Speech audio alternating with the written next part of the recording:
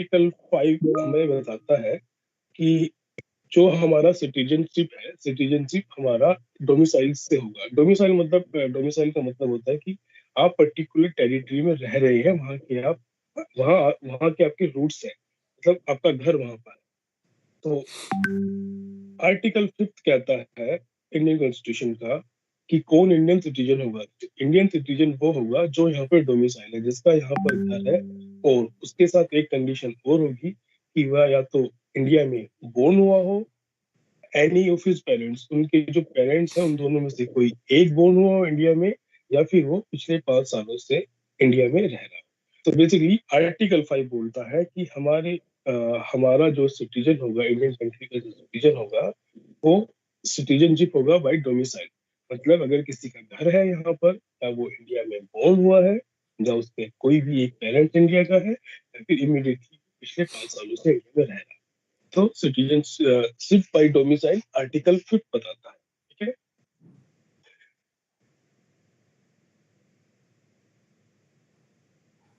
इसके बाद आता है आर्टिकल 6। आर्टिकल 6 बताता है बेसिकली कि इंडियन सिटीजन जो है,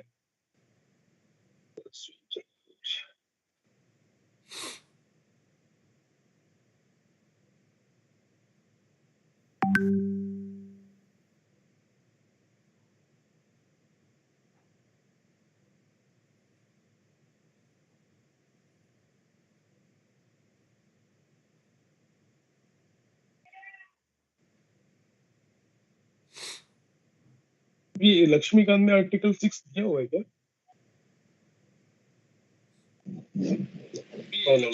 ठीक है, आर्टिकल हम पर्टिकुलर उसको छोड़ देते हैं 6 को, ठीक है। आप लक्ष्मीकांत आप अपनी खोलिएगा, लक्ष्मीकांत का फर्स्ट पेज। जो सिटीजनशिप एक्ट है, जो मैंने आपको बताया कि आर्टिकल 2 के अंदर, सॉरी आर्टिकल 5 के अंदर डोमिसाइल से मिलता है। बेसिकली 5, 6, 7, 8, 9, 10 इसमें अलग अलग क्राइटेरिया है। 6 में बताता है कि कोई परमिट सिस्टम आया था 1948 के बाद, जो जो माइग्रेट हुए थे उनके लिए है। हम ज्यादा डिटेल में नहीं जाएंगे, जो जो हमारे लिए इम्पोर्टेंट है खाली उसी को करते हैं, ज्यादा डिटेल में जाने का फायदा नहीं। तो आपको आपने जो पेज नंबर 158 खोला है सिटीजनशिप का, इसमें बेसिकली यही सब बताया गया है कि हमारे इंडिया जो कंट्री है, यहाँ पर खाली एक सिटीजनशिप, सिंगल सिटीजनशिप, हमारे देश में सिंगल सिटीजनशिप मिलती है, डुअल सिटीजनशिप का प्रोविजन नहीं है। यूएस में डुअल सिटीजनशिप होती है, वहां पर बेसिकली स्टेट की भी सिटीजनशिप होती है, और पर्टिकुलर अलग अलग, मतलब एक बंदा किसी दो स्टेट से सिटीजनशिप ले सकता है। बट हमारे इंडिया में सिटीजनशिप का प्रोविजन एक ही है, सिंगल ही। अभी जो जैसे मैंने बताया कि जब सिटीजन होगा इंडिया का, वो सिटीजन को कुछ स्पेशल राइट्स हैं जो फॉरेनर्स के लिए अवेलेबल नहीं है। बेसिकली इसमें यही बताया गया है पॉइंट नंबर 1 से लेकर 7 तक कि क्या क्या राइट्स हमारे जो इंडियन सिटीजन है खाली उन्हीं के लिए इम्पोर्टेंट है। मैंने आपको बताया भी था लास्ट टाइम, 15, 16, 19, 29 और 30, 15, 16, 19, 29 एंड 30, ये 5 आर्टिकल्स हैं जो खाली इंडियन सिटीजन के लिए है, बाकी लोगों के लिए नहीं है। पॉइंट नंबर 5 कहता है कि जो लोकसभा और जो आपकी विधानसभाएं हैं, वहां के इलेक्शंस के लिए जो अधिकार है, मत डालने का अधिकार है, राइट टू वोट, वो खाली सिटीजन को मिलेगा। 6 पॉइंट है कि जो आपके मेंबरशिप है पार्लियामेंट के, स्टेट लेजिस्लेचर, उनके लिए कॉन्टेस्ट करने का राइट भी खाली सिटीजन को ही होगा। बाकी कुछ आपकी कुछ पर्टिकुलर पब्लिक ऑफिसेज है, कुछ पोस्ट है, जैसे प्रेसिडेंट है, वाइस प्रेसिडेंट है, जजेस है, अटॉर्नी जनरल है, इन सब के लिए भी क्राइटेरिया ये है कि आपको इंडियन सिटीजन होना चाहिए।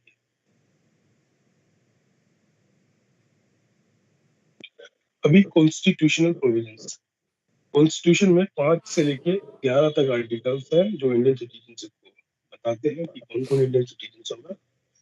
बेसिकली जो 26 जनवरी 1950 था, जिस दिन से हमारा संविधान लागू हुआ था, उसके बारे में ये बताते हैं। उसके बाद जैसे मैंने आपको बताया, पार्लियामेंट डिसाइड करेगी, पार्लियामेंट कानून बनाएगी कि कौन सिटीजन होगा। और इसके लिए सिटीजनशिप एक्ट 1955 में एक एक्ट पार्लियामेंट ने बनाया था, और उसमें डेफिनेशंस।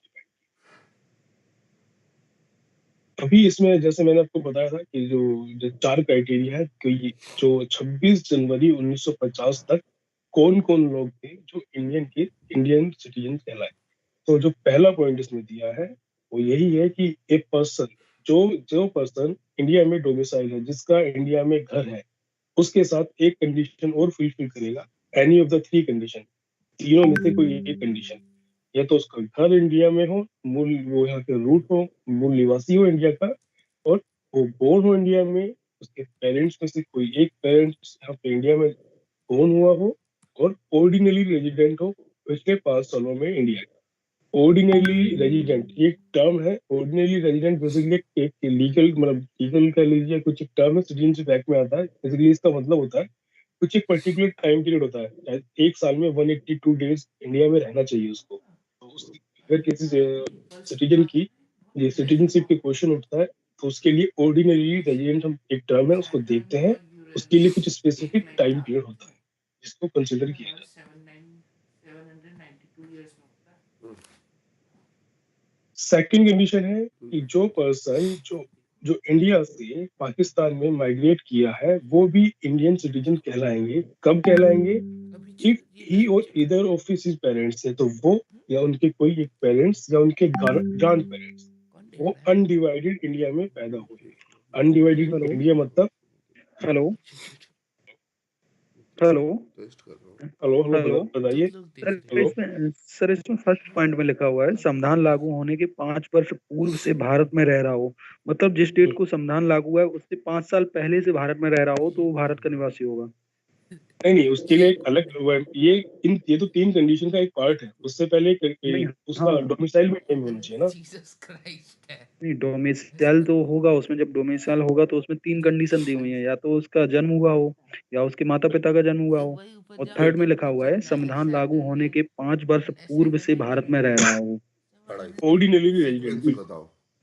जी जी यही चीज क्लियर करना था। ठीक है ओके। सेकंड पॉइंट है कि जो पाकिस्तान से, जैसे हमारा ये 1948 में पार्टीशन हुआ था, इसमें डेट भी दिया गया है। तो जिन लोगों ने पार्टीशन माइग्रेट किया इंडिया में पाकिस्तान से, वो उनमें से कौन कौन आपके इंडियन सिटीजन हो। तो इसमें इन्होंने कंडीशन दी है कि या तो वो या उनके पेरेंट्स या उनके ग्रैंड पेरेंट्स अनडिवाइडेड इंडिया में पैदा हुए। अनडिवाइडेड इंडिया का मतलब है असफाइल आपका पाकिस्तान और बांग्लादेश का टेरिटरी थी। क्या बोलते हैं, प्लेनेटॉइड। उसके साथ इन केस ही migrated to India before 19 July 1948, ये सब इतना मतलब डेट्स ठीक है, याद रख लीजिए। 19 जुलाई 1948 के बाद ही had been ordinary resident in India. Basically इसमें बताया गया जी। चैप्टर कौन सा है? डेट ज्वाइन किया है सर हमने। अच्छा, citizenship page number 159, page number 159, Laxmikanth. Suraj group के ऊपर मैसेज डाल देना, लक्ष्मीकांत सिटीजनशिप का पहला चैप्टर है। जी सर। ओपन करिए।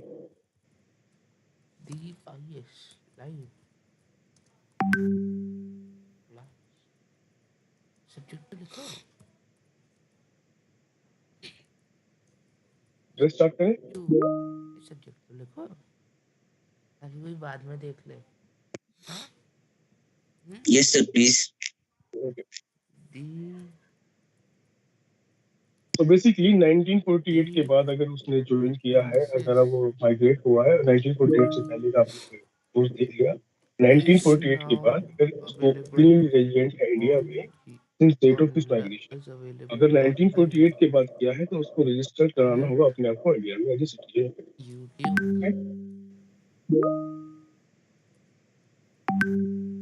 क्लोज 3, अगर कोई पर्सन माइग्रेट करता है पाकिस्तान को इंडिया से आफ्टर 1 मार्च 1947, लेकिन वो बाद में इंडिया में आ जाता है रीसेटलमेंट करने के लिए, तब भी वो इंडियन सिटीजन बन सकता है। इसके लिए उसको रेजिडेंट होना पड़ेगा 6 मंथ प्रीसीडिंग। ठीक है, ये सब छोड़िए।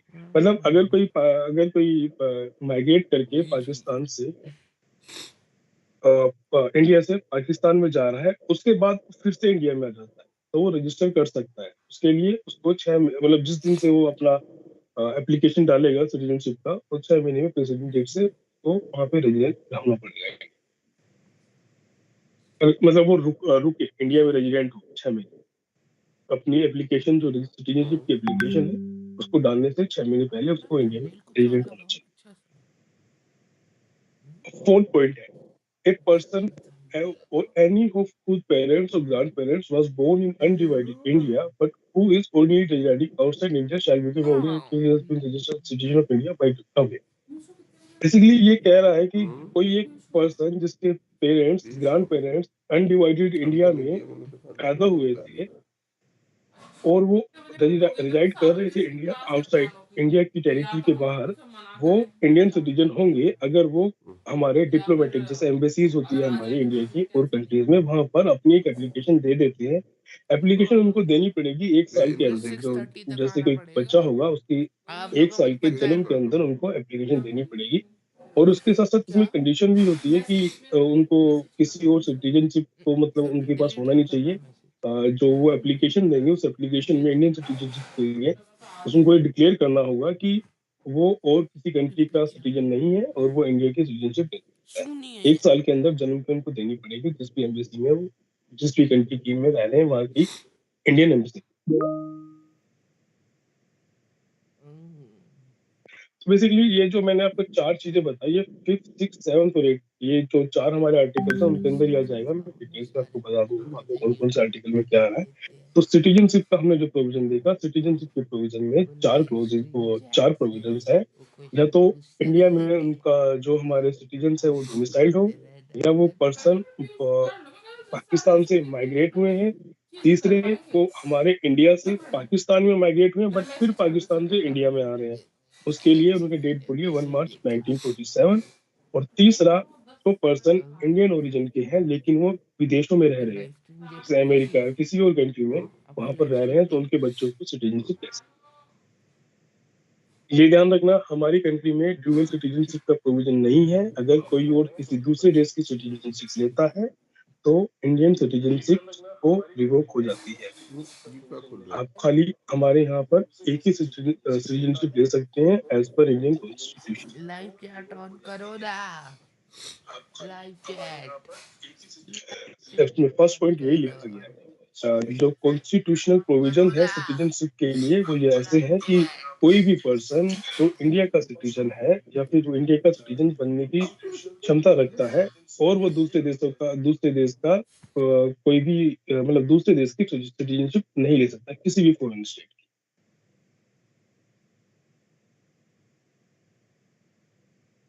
ठीक है, जो भी पार्लियामेंट कानून बनाएगा वो सिटीजनशिप को अवॉइड करना होगा। पार्लियामेंट चेंज कर सकता है, एक्विजिशन टर्मिनेशन वगैरह ये सब छोड़ दीजिए। अभी मैंने आपको बताया 26 जनवरी 1950 तक इंडिया में कौन कौन सिटीजन होगा ये तो कॉन्स्टिट्यूशन ने बता दिया। उन्होंने बताया कि जो हमारे यहाँ इंडिया में डोमिसाइल है वो सिटीजन है, जो पाकिस्तान से आए हैं वो सिटीजन है, जो इंडिया से पाकिस्तान में फिर इंडिया आए हैं वो सिटीजन है, जो विदेशों में रह रहे हैं उनके बच्चे कैसे सिटीजन होंगे। लेकिन 26 जनवरी 1950 के बाद कौन सिटीजन होंगे ये पावर पार्लियामेंट को दी गई है। पार्लियामेंट ने इसके लिए सिटीजनशिप एक्ट 1955 एनेक्ट किया 1955 और उसमें बहुत सारे अमेंडमेंट्स हुए। बेसिकली ये सिटीजनशिप एक्ट है, ये बताता है 1 2 3 4 एंड 5 एंड 6। तो इसको इस तरह से याद रखेंगे, birth, descent, registration, naturalization and incorporation. तो BDNRI कोई भी एक्रोनिम आप इसका बना सकते हैं।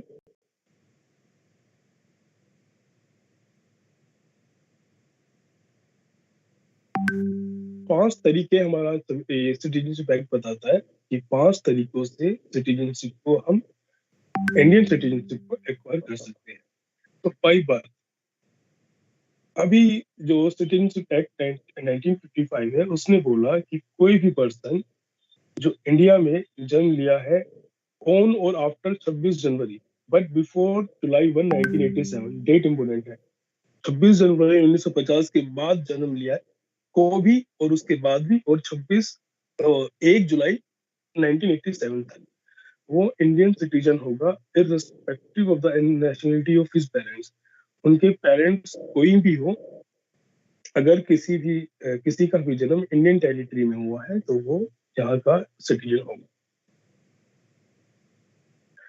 अब ये जो डेट है 1987 ये इम्पोर्टेंट इसलिए है क्योंकि 1987 में कुछ अमेंडमेंट किया उन्होंने। उसके बाद उस अमेंडमेंट में इन्होंने बोला कि जो 1 जुलाई 1987 के बाद कोई अगर पर्सन इंडिया में बोर्न हो रहा है वो इंडियन सिटीजन होगा। कब होगा? जब उसके कोई भी either of his parents India के सिटीजन हो उसके बर्थ के टाइम। मतलब तो ईदर ऑफ हिज पेरेंट्स अगर होंगे तो ही वो सिटीजन होगा। उसके बाद 3 दिसंबर 2004 ये अमेंडमेंट है बेसिकली। जो डेट्स है डेट्स हर अमेंडमेंट के बाद कुछ ना कुछ चेंजेस हुआ है तो इन्होंने इसलिए इसको दिया गया है चेंजेस में कि क्या क्या चेंजेस आ रहे हैं। उसके बाद इन्होंने बोला कि those born in India on और after 3 December 2004 are considered citizen of India if only both of the parents are citizens of India और इन्होंने बेसिकली ये बताया कि 3 दिसंबर एक और अमेंडमेंट हुआ 2003 में हुआ होगा या 2004 में हुआ होगा। उसके बाद उन्होंने बोला कि इंडियन सिटीजन वो होगा बाय बर्थ जिसने इंडिया में जन्म लिया है, जिसके ओनली अगर उसके दोनों पेरेंट्स सिटीजन ऑफ इंडिया है और या फिर दोनों में से कोई एक उनका पेरेंट्स सिटीजन ऑफ इंडिया है।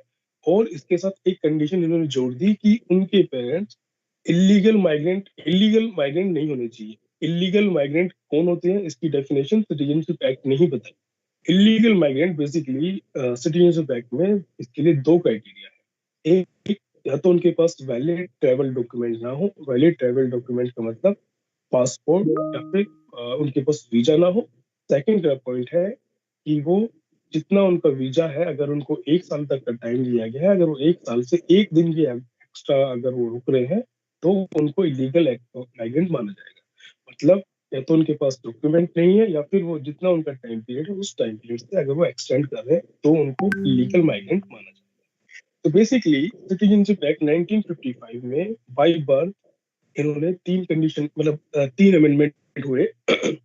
उसके बेस पर डेट इन्होंने डिसाइड की है। उन डेट के हिसाब से 1 जुलाई 1987 तक खाली वो पर्सन इंडियन सिटीजन होगा जिसका जन्म इंडिया में हो रहा है और उसके either of his parents citizen of India है उस टाइम ऑफ बर्थ। सेकंड उसके बाद एक इन्होंने चेंज किया कि तो 1 जुलाई 1987 के बाद और उस तारीख को अगर हो रहा है अगर 3 दिसंबर 2004 के बाद अगर किसी का जन्म हो रहा है ऑन और आफ्टर 3 दिसंबर 2004 और उनके कोई एक पेरेंट भी अगर इंडियन सिटीजन है तो वो इंडियन सिटीजनशिप को ले सकते हैं। बाय बर्थ वो इंडियन सिटीजन कहलाएंगे लेकिन वो इलीगल माइग्रेंट नहीं होने चाहिए जब उनका जन्म हो रहा है इंडियन टेरिटरी के अंदर। हेलो टेस्ट टेस्ट टेस्ट इसमें एक पॉइंट ये इम्पोर्टेंट है कि जो फॉरेन डिप्लोमेट्स पोस्ट इंडिया में या फिर जिन enemy aliens can not acquire Indian citizenship by birth. मतलब फॉरेन डिप्लोमेट्स के बच्चों को इंडियन सिटीजनशिप नहीं देते हैं, एनिमी एलियंस को भी नहीं। एनिमी एलियंस कौन से होंगे? एनिमी एलियंस बेसिकली जो हमारी कुछ एनिमी कंट्रीज होती है उनके जो सिटीजन होंगे उनको एनिमी एलियंस बोला जाएगा। हो सकता है जेल में या कुछ और किसी और पर्पज से इंडियन टेरिटरी के अंदर। सेकंड है बाय डिसेंट। डिसेंट का मतलब होता है कि जैसे आपके पेरेंट्स और आपके ग्रैंड पेरेंट्स के थ्रू आपको कुछ इंडियन सिटीजनशिप मिले। माइक प्लीज ऑन ऑफ करिए माइक।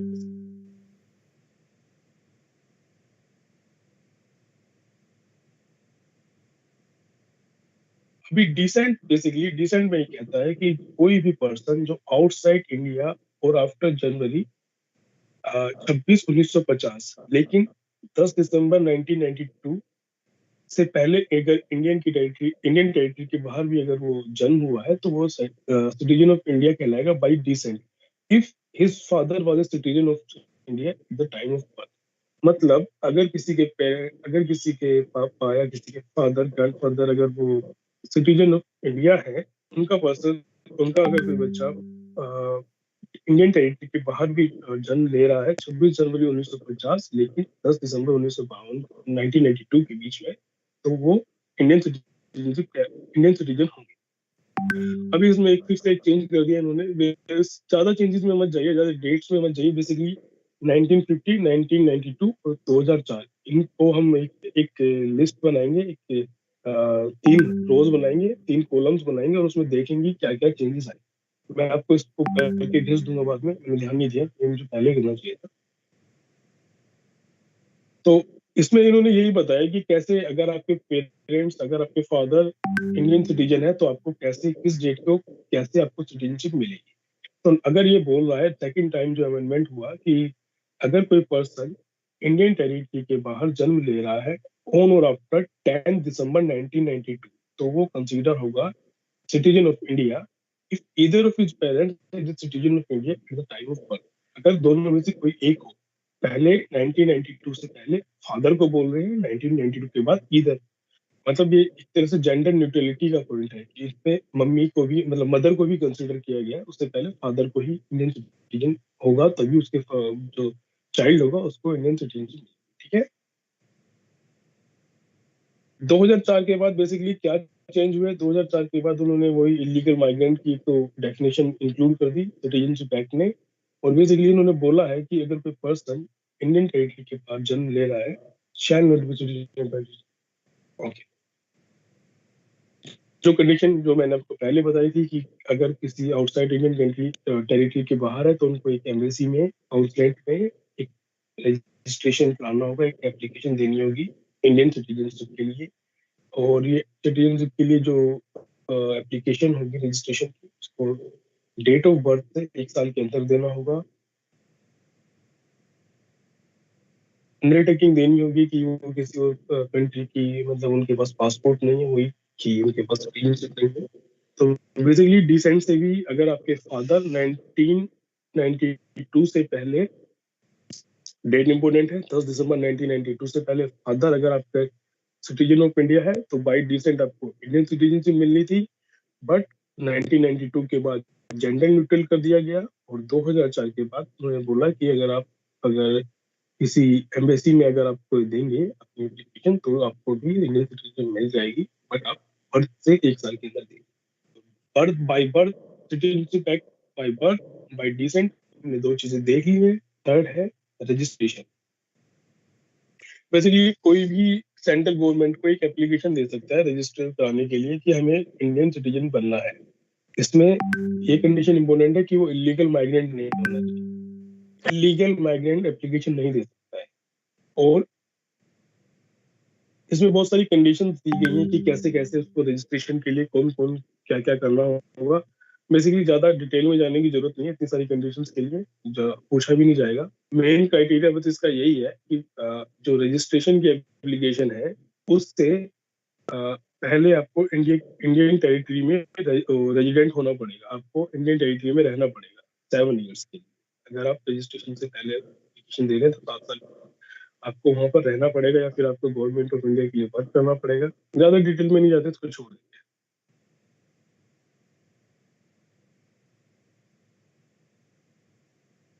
थर्ड प्रोसेस है, थर्ड ये पॉइंट है बाय नेचुरलाइजेशन। सेंट्रल गवर्नमेंट अगर किसी को सेंट्रल गवर्नमेंट को अगर एप्लीकेशन मिलती है तो सेंट्रल गवर्नमेंट एक सर्टिफिकेट इशू कर सकता है। नेचुरलाइजेशन मतलब कि कोई भी रेजिडेंट है, कोई भी मतलब पर्सन है, उसको नेचुरलाइजेशन के थ्रू इंडियन सिटीजनशिप प्रोवाइड की जाती है। अब किस किस को दे सकते हैं, इसके लिए भी बेसिकली काफी सारी क्राइटेरिया है। एक तो इसमें ये क्राइटेरिया है कि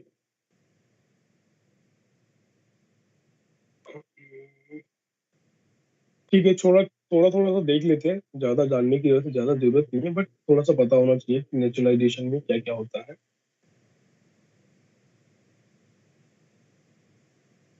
पहला कंडीशन तो यही है कि जो नेचुरलाइजेशन इसलिए इम्पोर्टेंट है क्योंकि अभी जो आपका जो सिटीजनशिप अमेंडमेंट एक्ट है उसमें जो चेंजेस किए गए हैं उसके लिए इस पे क्वेश्चन पूछा जा सकता है। पहला तो इसमें यही है कि जो इंडियन सिटीजनशिप हम नेचुरलाइजेशन के थ्रू उन्हीं कैंडिडेट्स, उन्हीं पर्सन को देंगे जो जो जिन देशों से वो आ रहे हैं, अगर उन देशों में इंडियन सिटीजनशिप को नेचुरलाइजेशन के थ्रू सिटीजनशिप मिल रही है। मतलब अगर कोई दूसरा देश हमारे नागरिकों को, हमारे यहाँ के लोगों को नेचुरलाइजेशन के थ्रू अपना सिटीजन बना लेता है तभी हम उनको देंगे। उनके ऊपर कोई रोकथाम नहीं होनी चाहिए, उनको रोका ना गया हो किसी दूसरे देश में। जैसे पाकिस्तान वगैरह में अगर वहाँ नेचुरलाइजेशन के थ्रू इंडियन सिटीजन्स को, जो अगर पाकिस्तान की सिटीजनशिप अगर उनको लेनी है, उनके ऊपर कुछ प्रिवेंशन है, कुछ क्राइटेरिया उन्होंने ऐसा एक्सक्लूड किया हुआ है, एक्सक्लूजन हो रहा है, तो हम उनको नहीं देंगे। सेम अगर अमेरिका है वो कर देता है तो हम उनको भी मना करते हैं। नेचुरलाइजेशन के थ्रू ये कंडीशन है, फुलफिल होनी चाहिए। दूसरा कंडीशन यही है कि अगर वो दूसरे जो देश की नागरिकता है उसको त्याग देता है, रिनाउंस कर देता है। पॉइंट सी बेसिकली ये बताता है कि या तो रिजाइड तो इंडिया में वो रहना चाहिए या फिर गवर्नमेंट ऑफ इंडिया की सर्विस करनी चाहिए पार्टली, मतलब दोनों में से कोई एक 12 महीनों के लिए, जिस दिन वो डेट ऑफ एप्लीकेशन दे कि आज मैंने अपनी एप्लीकेशन दी है नेचुरलाइजेशन की कि मेरे को नेचुरलाइजेशन के थ्रू सिटीजनशिप मिले, उससे 12 महीने पहले मेरे को यहाँ रहना चाहिए। बेसिकली ये टाइम पीरियड उससे पहले भी होता है।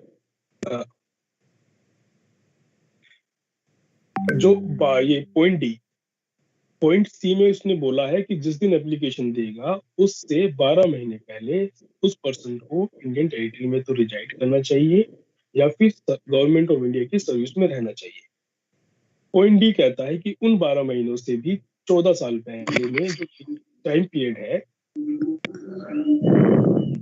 Sorry sir, sorry, hello.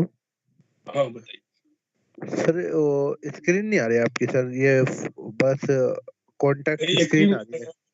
हाँ, मैंने ये चेक किया नहीं है क्योंकि मेरा स्क्रीन टूटा हुआ है, तो मेरे को भी थोड़ी प्रॉब्लम हो रही है इसमें। आप अपना जो मोबाइल है उसके ऊपर पीडीएफ खोल सकते हैं लक्ष्मीकांत की, ठीक है? कंटिन्यू करें? जी सर जी। ओके, तो नेचुरलाइजेशन में हमने देखा कि किसी दूसरी ऐसी कंट्री का वो मतलब किसी दूसरी कंट्री ने अगर रोकथाम लगा रखी है तो उस कंट्री को हम उस कंट्री के किसी सिटीजन को नेचुरलाइजेशन के थ्रू अपने यहाँ सिटीजन नहीं बनाएंगे।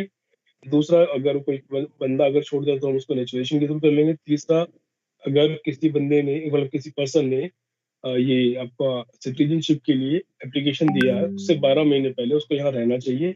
उससे भी पहले ये फोर्थ पॉइंट ये कहता है कि जो 12 महीने हैं नेचुरलाइजेशन की एप्लीकेशन से पहले, उससे भी 14 साल पहले वो यहाँ पर रिजाइड करना चाहिए या फिर सर्विस गवर्नमेंट ऑफ इंडिया की सर्विस में हो। मतलब दोनों में से आधा आधा टाइम भी चलेगा पार्टली, या तो वो रिजाइड क्या हो 12-14 साल तक, या फिर वो यहाँ पर गवर्नमेंट ऑफ इंडिया की सर्विस में हो। ये 7-7 साल भी चलेगा या फिर दोनों में से कोई एक 14 साल पार्टली बोला। इन 14 साल में से 11 साल होना चाहिए, जो बेसिकली अभी जो CAA जो सिटीजनशिप अमेंडमेंट एक्ट है उसमें इस 11 साल को घटा के 5 साल कर दिया गया है। तो ये 11 साल इसलिए इम्पोर्टेंट है, इसको दोबारा मैं बता रहा हूँ आपको। हमने आज की डेट में नेचुरलाइजेशन के लिए एप्लीकेशन दी कि हमें सिटीजनशिप चाहिए। आज की डेट से 12 महीने पहले तक उस जिसने एप्लीकेशन दी है उसको इंडियन टेरिटरी में रिजाइड करना चाहिए या फिर गवर्नमेंट ऑफ इंडिया की सर्विस में होना चाहिए, या फिर पार्टली 6 महीने ये 6 महीने ये, दोनों में से कोई कोई भी चलेगा, या फिर दोनों में से एक ही 12 महीने का होना चाहिए, ठीक है? अभी एक कंडीशन ये है कि आपको एप्लीकेशन देने से 12 महीने पहले तो यहाँ रहनी होगा। उसके 12 महीने से पहले का जो 14 साल का टाइम है उस 14 साल में भी 11 साल आपको इंडियन टेरिटरी में रिजाइड करना होगा या फिर गवर्नमेंट ऑफ इंडिया की सर्विस में रहना होगा। अभी जो CAA अमेंडमेंट एक्ट है उसमें इस 11 साल को घटा के 5 साल कर दिया गया है। इंपोर्टेंट है, याद रखिए। ई पॉइंट है गुड कैरेक्टर छोड़िए, F पॉइंट है गुड नॉलेज होनी चाहिए। 8 मतलब जो हमारी 8वीं सूची है वहां की किसी लैंग्वेज की उसको ज्ञान होना चाहिए, उसकी नॉलेज होनी चाहिए।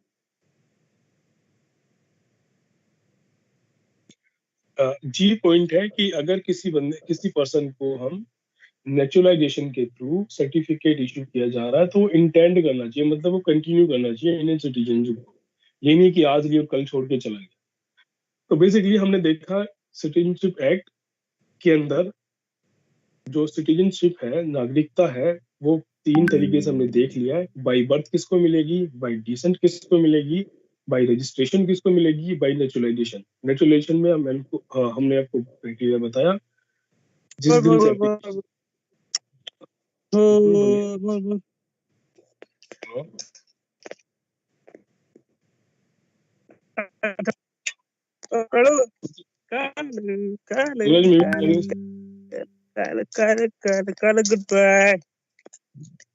सूरज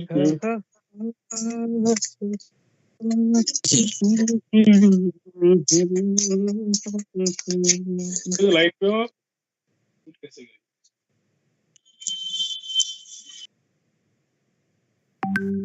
सूरज जी सर, मैं यही हूँ सर। हाँ प्लीज म्यूट कर दिया करो, जैसे किसी का माइक ऑन हो ना। कर दिया सर, कर दिया सर। ठीक है, जो इसका पांचवा पॉइंट है इनकॉर्पोरेशन ऑफ टेरिटरी।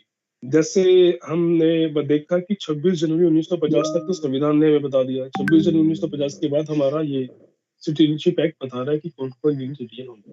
इसमें अभी पांचवा पॉइंट जो है, 5 तरीकों से इंडियन सिटीजनशिप को एक्वायर किया जाता है। पांचवा पॉइंट है टेरिटरी। जैसे हमारा देश है, हमारे देश के बाद हमारे जो संविधान लागू हुआ था, उसके बाद बहुत सारी टेरिटरी बाद में इंक्लूड हुई है। जैसे सिक्किम है, पांडिचेरी है, तवंदी है, गोवा है।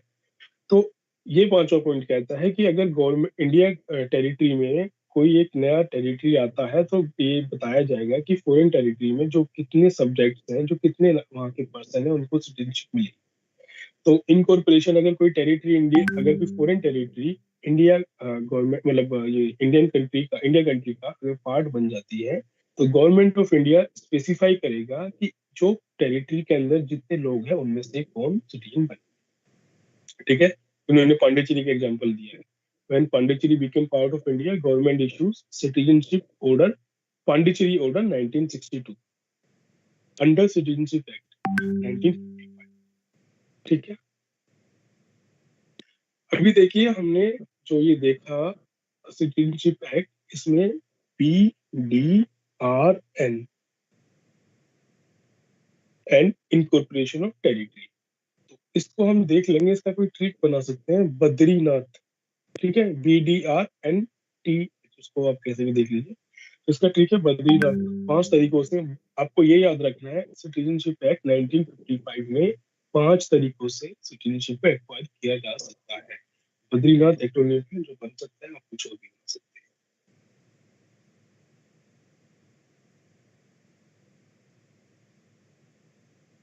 हैं। अच्छा, अभी हमने देखा अभी जो सिटीजनशिप एक्ट में जो अभी चेंजेस हो रहे हैं, अमेंडमेंट हो रहे हैं, उसके खिलाफ बहुत ज्यादा प्रोटेस्ट हो रहा है। उसके खिलाफ प्रोटेस्ट क्यों हो रहा है, छोटा सा मैं आपको बता रहा हूँ। सूरज आवाज आ रही है ना? जी सर। छोटा सा हल्का सा बता रहा हूँ, ज्यादा डिटेल में तो नहीं जाएंगे, डिटेल में हिस्ट्री वगैरह में पढ़ेंगे। जो ये हमारा सिटीजनशिप एक्ट है, सिटीजनशिप एक्ट के अंदर नागरिक, हम बता रहे हैं कि कौन कौन नागरिक बन जाएंगे, सिटीजन बन जाएंगे। सिटीजन बनते उनको बहुत सारे राइट्स प्रोवाइड हो जाएंगे जो एलियन को, फॉरेनर्स को नहीं मिलेंगे। ऐसे ही असम में 1979 में बहुत सारे दंगे वगैरह हुए थे। बेसिकली वहाँ पे ना कुछ इलेक्शंस कराने थे, तो उस टाइम देखा गया कि इलेक्शंस में कि कौन कौन वोटर्स हैं। तो वहां पर उनको पता चला कि बहुत ज्यादा वोटर्स की संख्या एकदम से बढ़ गई है। तो वोटर्स की संख्या बढ़ गई, तो वहां पर असम में जो कुछ सिविल मतलब प्रोटेस्ट वगैरह हुए, दंगे वगैरह हुए। तो उसके बाद 1979 से 1985 के बीच काफी कुछ ऊपर नीचे रहा। 1985 में असम एक्ट हुआ। Assam act basically government of India और असम के बीच जो वहाँ के प्रोटेस्टर्स थे उनके बीच हुआ। उसमें उन्होंने ये बोला गया कि 24 मार्च 1971, डेट बहुत इंपोर्टेंट है, 24 मार्च 1971 इंटरव्यू में पूछा गया कि 24 मार्च 1971 से जो पहले के जो बाद में आएंगे उनको वोटिंग राइट्स नहीं मिलेंगे। इसमें भी बेसिकली 3 तरह की वो कंडीशन बनाई थी उन्होंने कि किसको वोटिंग राइट्स मिलेंगे, किसको 10 साल के लिए रुक जाएंगे, किसको उसके बाद मिलेंगे। डेट याद रखिएगा, 24 मार्च 1971। ये जो इसमें कंडीशन दी गई है, एवरीवन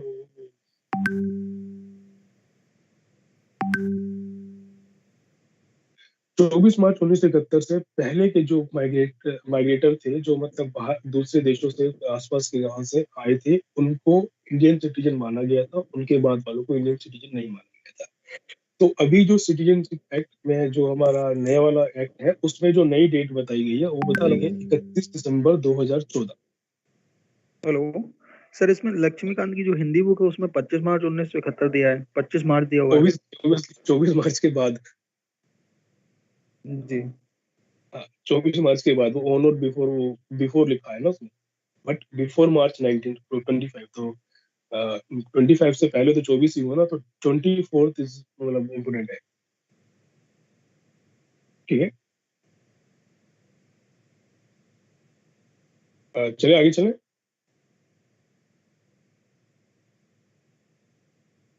सूरज आवाज आ रही है मेरी? जी सर, आ रही है सर। प्लीज रेस्पॉन्ड कर दिया करो, मुझे लगता है घटना ही हो। ठीक है, तो 24 मार्च 1971 वहां असम एक्ट में डेट हो गई 24 मार्च 1971 कि 24 मार्च 1971 के बाद वालों को हम इलीगल माइग्रेंट्स मानेंगे।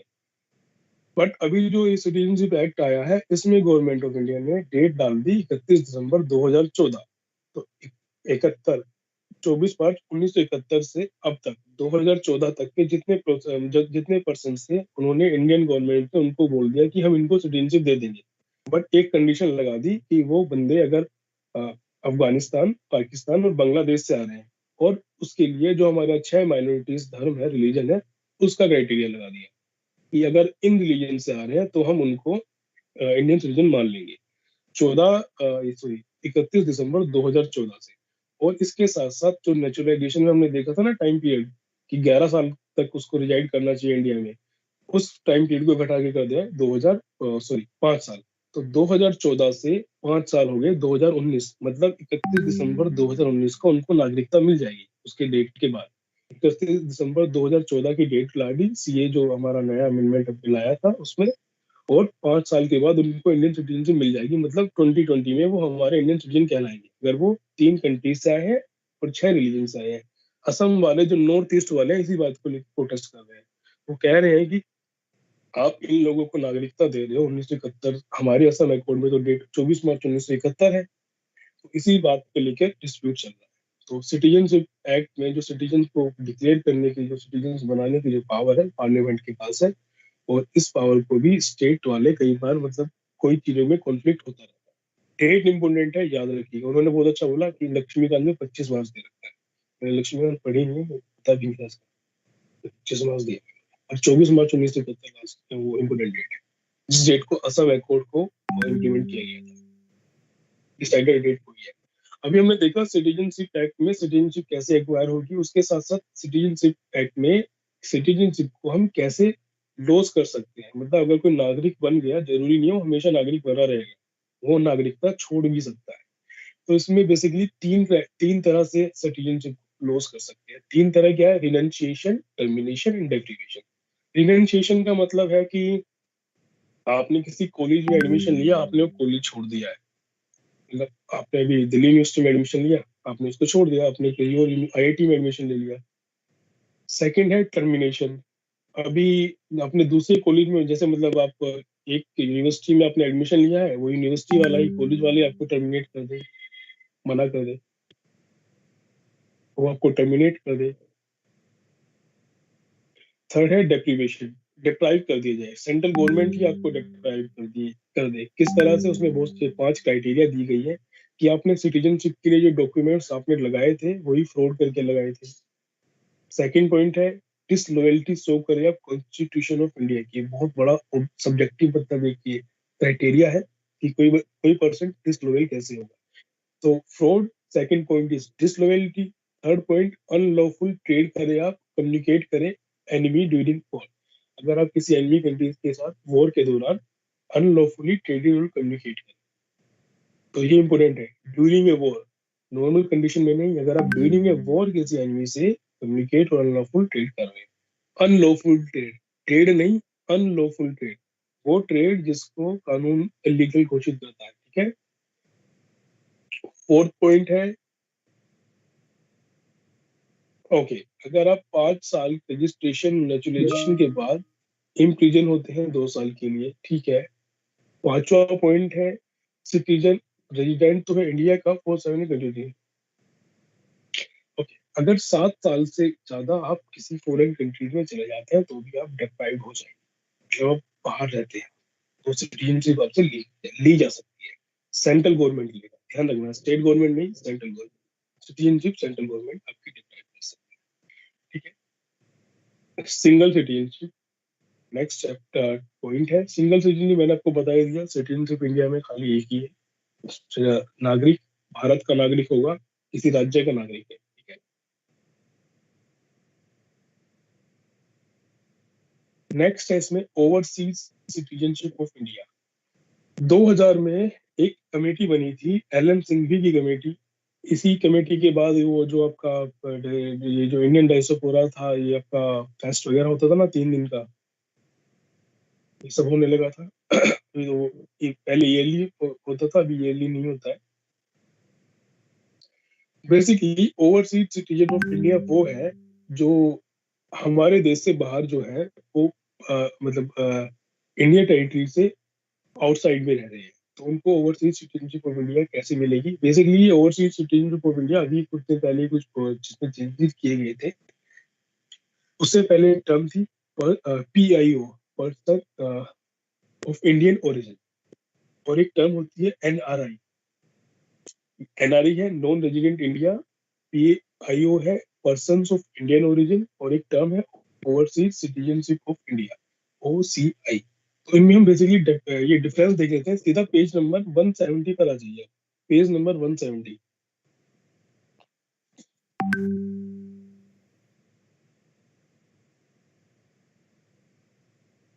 स्टार्ट करें। NRI, NRI कौन होगा? बेसिकली NRI जैसे टर्म से ही पता चल रहा है, नॉन रेजिडेंट इंडिया, वो इंडियन जो इंडिया में रेजिडेंट नहीं है, ऑर्डिनरली इंडियन टेरिटरी से बाहर रह रहे हैं, बट उनके पास जो पासपोर्ट है वो इंडिया का है, उनको NRI बोला जाएगा, ठीक है।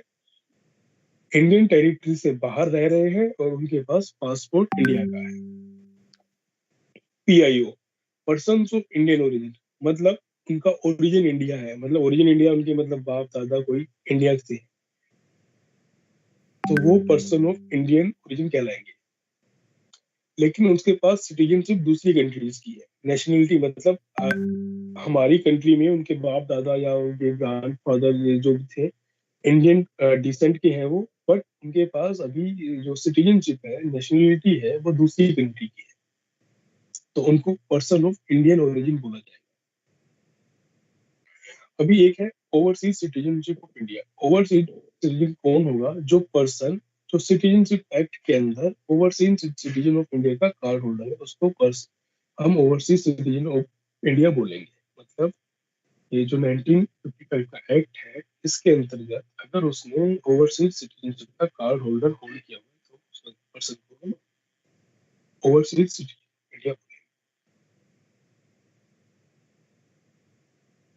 अभी इन्होंने बोला है कि कौन कौन एलिजिबल होगा, तो बेसिकली NRI और PIO तो आपको पता ही चल गया कि कौन होंगे, तो उसके लिए एलिजिबिलिटी की तो बात ही नहीं है।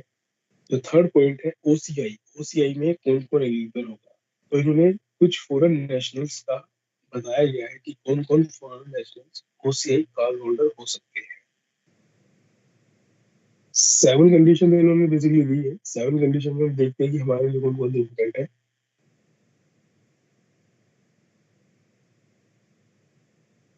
जो इंडियन सिटीजन थे 26 जनवरी 1950, मतलब पहले तो इंडियन सिटीजन थे, अभी वो किसी और की सिटीजनशिप उन्होंने एक्वायर कर ली।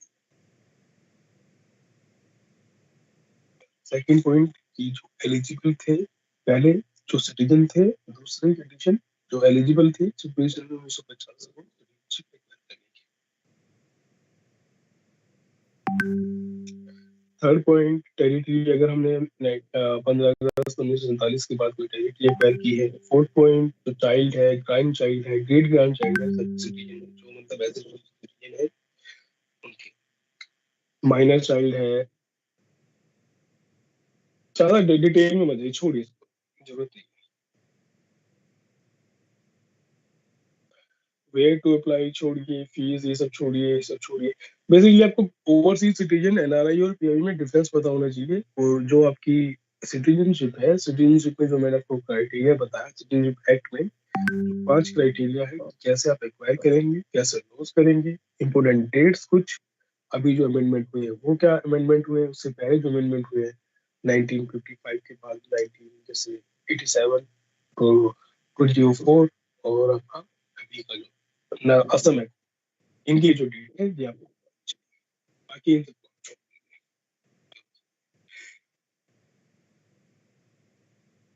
सिटीजनशिप में आपको कुछ पूछना है तो पूछिए जल्दी से, मैं आपको फिर समराइज कर देता हूँ एक बार फटाफट से।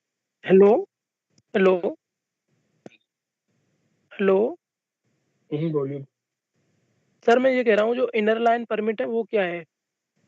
इनर लाइन परमिट ना बेसिकली ये ब्रिटिश टाइम से चला आ रहा है, ये जो हमारी नॉर्थ ईस्ट के लोग होते थे ना, नॉर्थ ईस्ट का जो इलाका होता था, यहाँ पर बहुत सारे फॉरेस्ट थे, जंगल थे, जिन जंगल से इनको ब्रिटिशर्स को बड़ी अच्छी अच्छी लकड़ी और बहुत सारे मतलब रिसोर्सेज मिलते थे, तो इन्होंने अपनी उस टेरिटरी को बाहर के लोगों से, ताकि जो बाकी जो फ्रीडम स्ट्रगल वगैरह के मूवमेंट है ये इनकी वेव वहां तक ना पहुंचे, मतलब वहां पर कुछ रिवोल्ट वगैरह ना हो, वहां के लोग बेसिकली रिमोट एरिया में तो रहते ही थे, तो वहां के लोगों को रोकने के लिए उन्होंने एक इनर लाइन परमिट लगा दिया कि ये एरिया में आप आ नहीं सकते। इसी कंसेप्ट को अभी फॉलो करते हुए ट्राइबल्स ने इस कंसेप्ट को ले लिया है कि वो इंडियन टेरिटरी के जो बाहर के लोग हैं, मतलब जो बेसिकली मेन लैंड जो इंडिया है, वहाँ के लोगों को वो वहाँ के अपने कल्चर को, वहाँ की रिसोर्सेज को बचाने के लिए इस कंसेप्ट को अभी फॉलो कर रहे हैं कि अगर आप बाहर के लोग हैं उनको कुछ परमिशन वगैरह लेनी पड़ती है, तो ज्यादा कोई कंसेप्ट नहीं, छोड़िए इसको। मणिपुर वगैरह में लगाते हैं, अरुणाचल में लगाते हैं शायद। हेलो।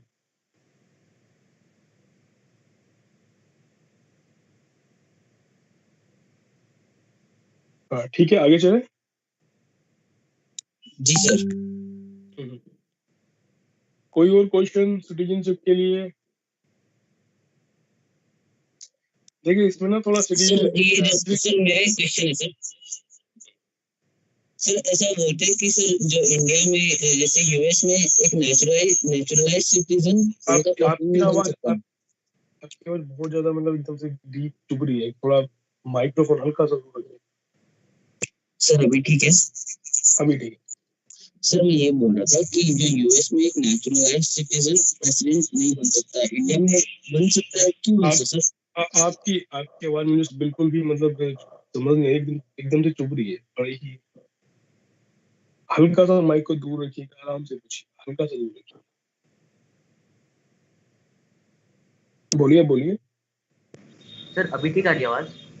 अभी ठीक आ रही है, ऐसे ही रखिए। सर मैं ये बोल रहा था कि जो यूएस में एक नेचुरलाइज्ड सिटीजन वहाँ का प्रेसिडेंट नहीं बन सकता, लेकिन इंडिया में ऐसा क्यों बन जाता है वो? अब यार ये इंडिया में क्यों बन जाता है, इसके लिए तो मतलब ज्यादा मुझे पता नहीं है। इंडिया में बन सकता है ना, लेकिन सर नेचुरलाइज्ड सिटीजन प्रेसिडेंट। यार ये मेरे को पता नहीं, मेरे को देखना पड़ेगा। इंडिया में नेचुरलाइज सिटीजन मतलब नेचुरलाइज सिटीजन ऐसी कोई क्राइटेरिया तो नहीं है, क्योंकि हमारे यहाँ सिटीजनशिप एक्ट में या कॉन्स्टिट्यूशन में नेचुरलाइज और वैसे सिटीजन के बीच डिफरेंस नहीं किया गया है। तो आई थिंक शायद शायद बन जाना चाहिए, अदरवाइज ये कंडीशन होनी चाहिए थी, क्योंकि हमने प्रेसिडेंट पढ़ा था उसमें शायद ऐसा कुछ आया नहीं, सिटीजनशिप पढ़ा तो वहाँ भी ऐसा कुछ डिफरेंस नहीं कर रहे हो, तो शायद बन जाना चाहिए। तो देखना पड़ेगा एक बार।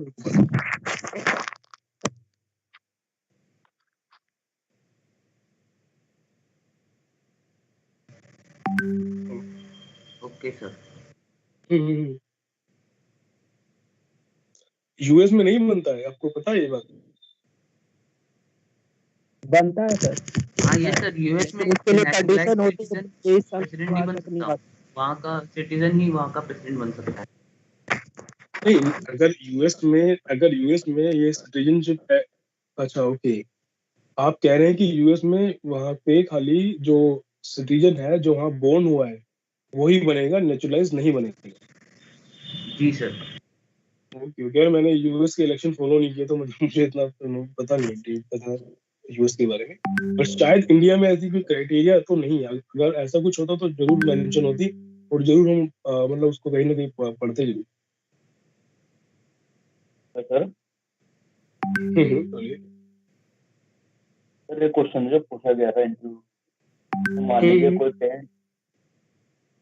पेरेंट्स है सर, वो प्लेन में जा रहे हैं, अगर चाइल्ड अगर बेबी है तो उसको कहाँ के नागरिकता मिलेगा प्लेन अगर दूसरे देश का अगर हो तो?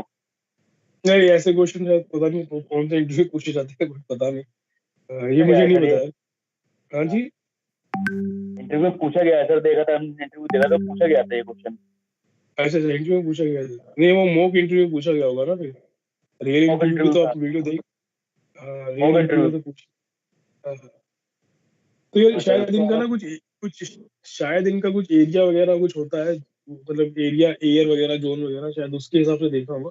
मैं देखते होंगे, ज्यादा मेरे को उसके बारे में पता नहीं है। मुझे बताया गया था, तुम बताया था अगर व्यक्ति अगर भारत का है या तो फिर भारत की नागरिक। सोर्स या डेस्टिनेशन के ऊपर डिपेंड करता होगा उसमें, फिर एरिया मतलब कितना उन्होंने वो डिस्टेंस कवर कर लिया सोर्स से डेस्टिनेशन तक, उसके बेस पे शायद होता होगा कुछ। एग्जैक्ट मेरे को नहीं पता। अब बताइए आप क्या। उसमें बताया गया था कि अगर व्यक्ति अगर भारत का है, भारत के माता पिता उसके भारत के हैं, तो भारत की नागरिकता प्राप्त हो जाएगी। अगर मान लीजिए अगर प्लेन भारत से कहीं और दूसरे दूसरे देश में विदेश में जा रहा है, अगर भारत का व्यक्ति है, अगर वो तो माता पिता भारत के हैं, भारत के पेरेंट्स हैं, तो किसी और ऑस्ट्रेलिया में जाकर उसका जन्म हुआ है ऊपर ही फ्लाइट में ही, तो उसको कहाँ की नागरिकता प्राप्त हो जाएगी? मैं बोल तो रहा हूँ, इसके बारे में मुझे नहीं पता है, और इस तरह के क्वेश्चन मतलब इंटरव्यू में पता नहीं, मॉक में पूछे शायद, रियल में ना पूछे, एग्जाम में तो नहीं आएंगे, मुश्किल ही है। तब मॉक में पूछा गया, मॉक इंटरव्यू में पूछा गया। हाँ, वो छोड़िए मॉक वॉक का, अभी मेन हमारा अभी मतलब टारगेट है फिल्म क्लियर किया जाए। इसको देखिएगा, गूगल करिएगा, मैं भी देखूंगा ना। इसमें सिटीजनशिप हमने नहीं हेलो पढ़ा, सिचुएशन में कोई लिखा उन्होंने नहीं। यही कैसे गूगल यही बताया था, अगर पेरेंट्स उनके जिस देश के पेरेंट्स तो उसको उसी देश की नहीं नहीं, नागरिकता चलिए प्राप्त।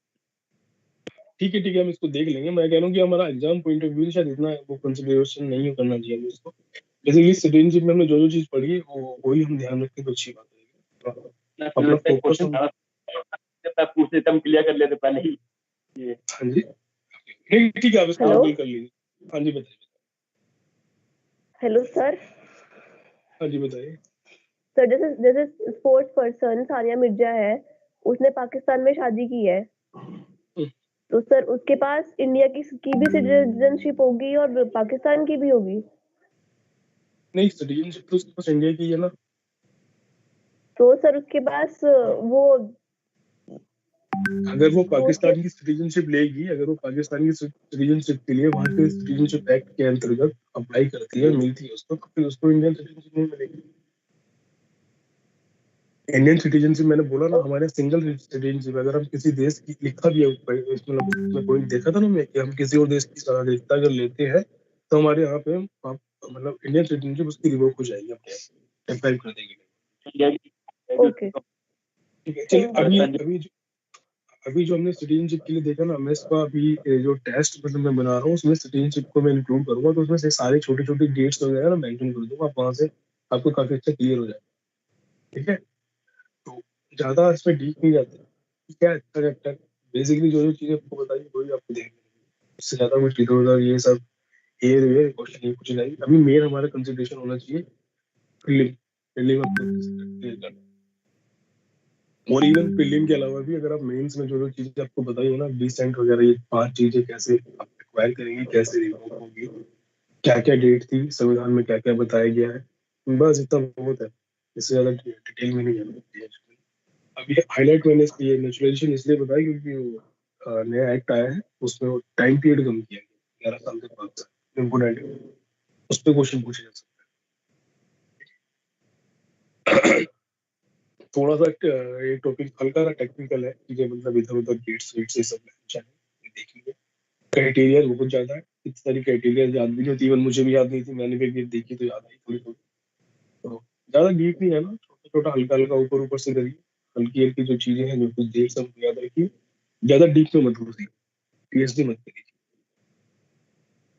असम कोड इम्पोर्टेंट था, मैंने आपको डेट बता दी, लॉस और ये सब, ओसीआई पीआईओ एनआरआई के बीच का डिफरेंस, बस इससे ज्यादा डिटेल में मत जाइए, कैसे कैसे मतलब किसको मिलना है, क्या मिलना है, कैसे अप्लाई करना है, थोड़ी ये सब पूछा नहीं जाता। अच्छा, अभी एक नया चैप्टर उठाते हैं, कॉन्स्टिट्यूशन अमेंडमेंट, आर्टिकल 360।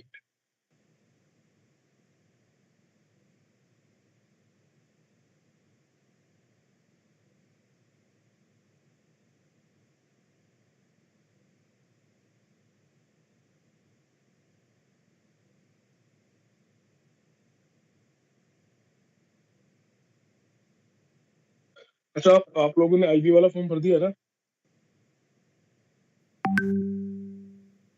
सभी आईबी वाला फॉर्म सब भर दीजिए। ओपन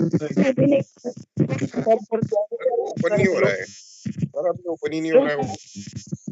नहीं सर, सर्वर जो है स्लो चल रहा है। चलिए ठीक है, मैं पता करता हूँ उनसे क्या प्रॉब्लम आ रही है। सर एक डाउट है, हाँ, बताइए। ये जो यूपी का है बाकी लोग होता है वो नहीं हो सकता, क्योंकि उस पे जो ऑप्शन नहीं आता है अप्लाई करने का, वो सिर्फ कंप्यूटर पे ही जब हम खोलेंगे तभी उस पे ऑप्शन आएगा ऊपर। आप ये भी देखिए, आप थोड़ा ना बोल रहे हैं कि कंप्यूटर पे होगा, तो कंप्यूटर पे आप सब ये देखिए। हाँ बोलिए, कुछ बोल रहा था सर। आप जो यूपीपीसीएस का है उस फॉर्म के लिए हम अपना मतलब जो ग्रेजुएशन में हमने सब्जेक्ट करा है वही लेके चले, या फिर हम, क्योंकि मैं साइंस बैकग्राउंड से हूँ, या अपना नॉर्मल। इसके बारे में बाद में बात करेंगे ना, अलग से आप मुझे मैसेज कर दीजिएगा कि आपको ये पूछना ऑप्शनल क्या लेना आपको ना। हाँ यस सर, मैं डाउट में बहुत ज्यादा। हाँ आप मुझे मैसेज कर दीजिएगा ना। ऑप्शनल जो मर्जी ले लो, कोई फर्क नहीं पड़ता, मेहनत आपको सब में करनी है, ठीक है? कोई ऐसा सब्जेक्ट मत लेना जिस। हेलो सर, जो आईबी हाँ जी, हेलो और सर मैंने बी फार्मा किया हुआ है सर, मैं क्या ले सकता हूँ सर इसके लिए? आप मुझे जो ऑप्शनल के रिगार्डिंग कुछ पूछना है ना, मुझे मैसेज कर दीजिएगा। अभी क्लास की टाइमिंग में सही नहीं है। ठीक है सर। बाकी लोगों को अपडेट होता है। ठीक, अभी हम chapter 10 page number 272 amendment of the constitution करते हैं। जल्दी से एक और खत्म कर लेते हैं, 9 बज गए।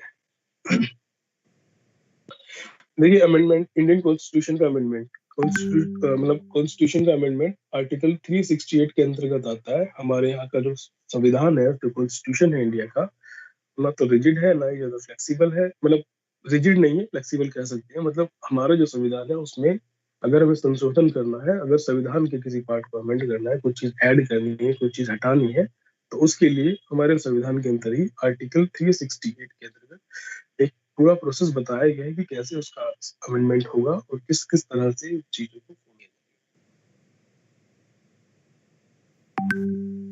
अभी केशवानंद भारती केस है 1973 का। केशवानंद भारती केस में बेसिकली ये बताया गया था कि संविधान के किसी भी पार्ट को अमेंड किया जा सकता है, बशर्ते कि वो बेसिक स्ट्रक्चर को इंटैक्ट रखे। बेसिक स्ट्रक्चर क्या है? बेसिक स्ट्रक्चर बेसिकली हमारे संविधान की वो एक ट्रू सोल है, वो ट्रू उसके जो एक तरह से बोल सकते हैं एट्रीब्यूट्स है जो हमारे संविधान को संविधान बनाते हैं। जैसे हमारे संविधान में जुडिशियल रिव्यू का पार्ट है, जुडिशरी है, इंडिपेंडेंट जुडिशरी है, सेक्युलरिज्म है।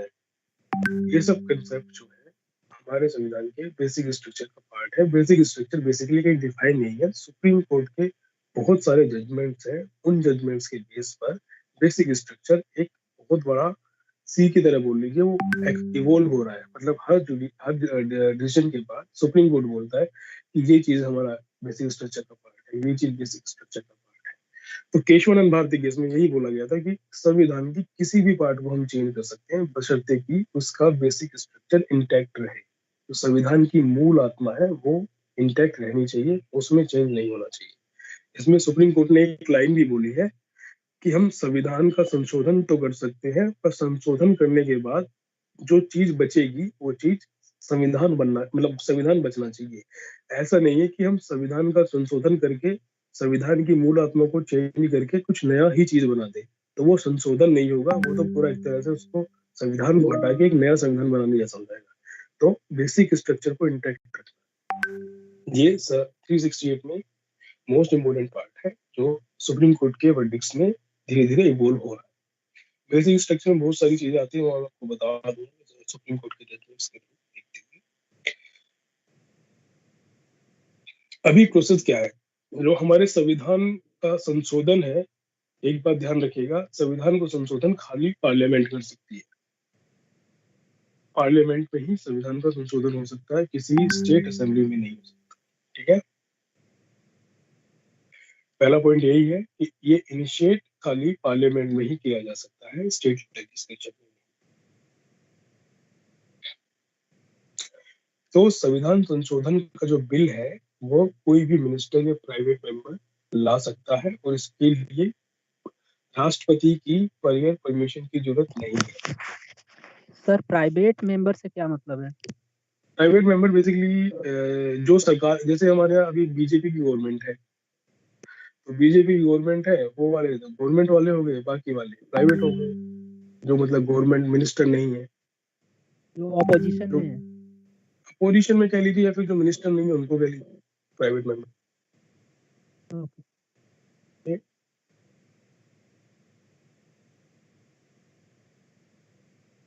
बिल जो है हर हाउस में स्पेशल मेजोरिटी से पास होना चाहिए। स्पेशल मेजोरिटी क्या है? स्पेशल मेजोरिटी बेसिकली मैंने आपको बताया भी था, स्पेशल मेजोरिटी होती है जो टोटल मेंबरशिप होती है उसका 50% से ज्यादा और 2/3 of house present and voting. ठीक है, मतलब अगर हमारे यहाँ 100 मेंबर है, 100 मेंबर में से 51 उसको उसके मतलब पक्ष में आने चाहिए और 2/3 प्रेजेंट एंड वोटिंग, मतलब मान लीजिए 100 में से 80 ही प्रेजेंट है तो उसका 2/3 प्रेजेंट एंड वोटिंग का 2/3 प्लस 50% जो टोटल मेजोरिटी है। अभी पता लगे कि 100 तो टोटल मेंबरशिप है और टोटल प्रेजेंट ही 50 है, तो कोई बताएगा क्या ये स्पेशल मेजोरिटी होगी?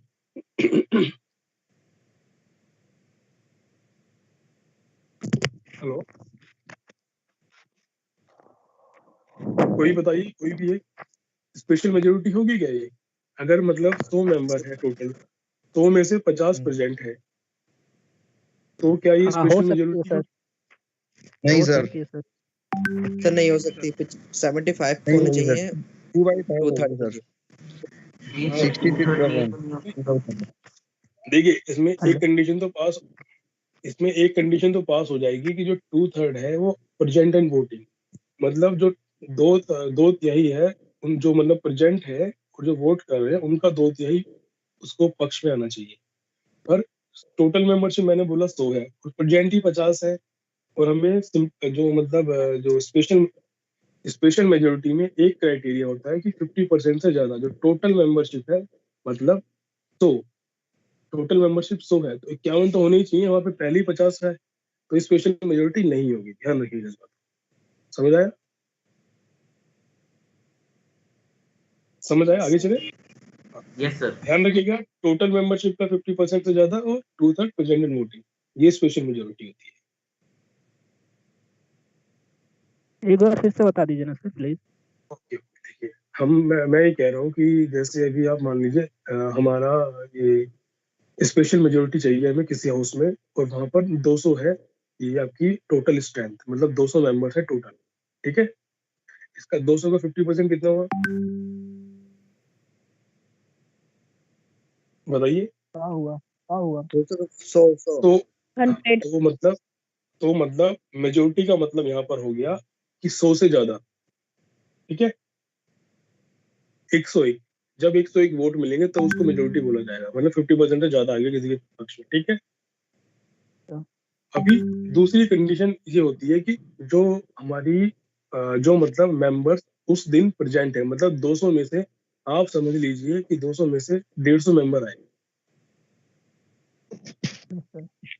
ठीक है, अब 150 मेंबर का 2/3 कितना हो जाएगा?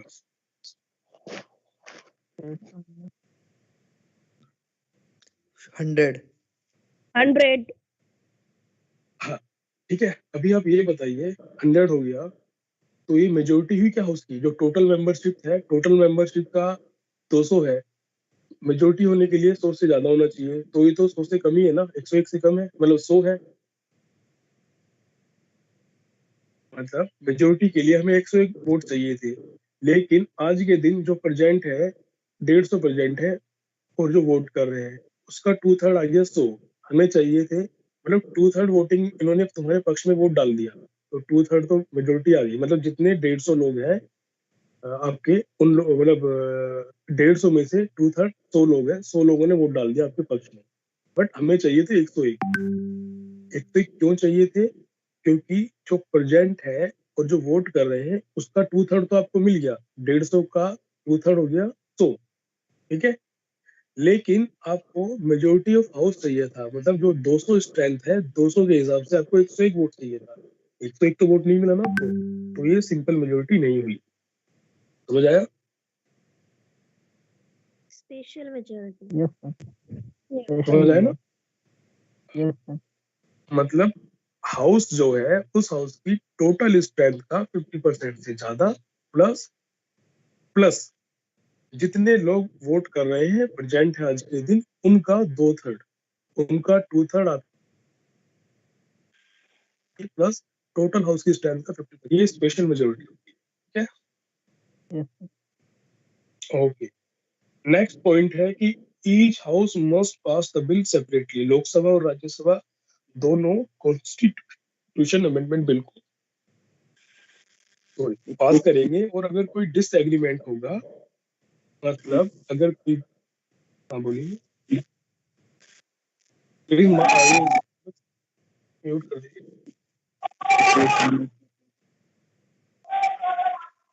सूरज म्यूट कर दीजिए। अगर कोई डिसएग्रीमेंट होता है दोनों हाउस के बीच में, बेसिकली 118 के अंतर्गत, हमारे यहाँ पे वो शायद 118 108 है शायद, जॉइंट सिटिंग का प्रोविजन है हमारे संविधान के अंतर्गत, कि अगर किसी बिल के ऊपर कोई बिल अगर है, अगर वो 6 महीने तक ऐसे ही पड़ा रहता है हाउस के अंदर, उसके ऊपर कोई एक्शन नहीं लेता, एक हाउस से पास होकर दूसरे हाउस में आ गया, और वो डिसएग्रीमेंट हो रहा है, एक हाउस कह रहा है आप ये चेंज करिए, दूसरा हाउस नहीं कर रहा, तो फिर उसके लिए जॉइंट सिटिंग होती है, जॉइंट सिटिंग बुलाई। संविधान संशोधन में जॉइंट सिटिंग का प्रोविजन नहीं है, तो जॉइंट सिटिंग संविधान संशोधन में नहीं लाई जाती। अभी हमारे संविधान संशोधन जो है, इसमें कुछ प्रोविजंस हैं, कुछ ऐसी चीजें हैं कि अगर हमें संविधान का संशोधन करना है, तो एटलीस्ट जो हमारी 50% राज्य है उनका एसेंट, 50% राज्य जो है उनकी जो वहाँ की विधानसभाएं हैं वो उसको रेटिफाई करें, तभी वो इफेक्टिव होगा। और जो राज्य की विधानसभाएं हैं वो खाली उसको सिंपल मेजोरिटी से करेंगे, ठीक है, रेटिफाई।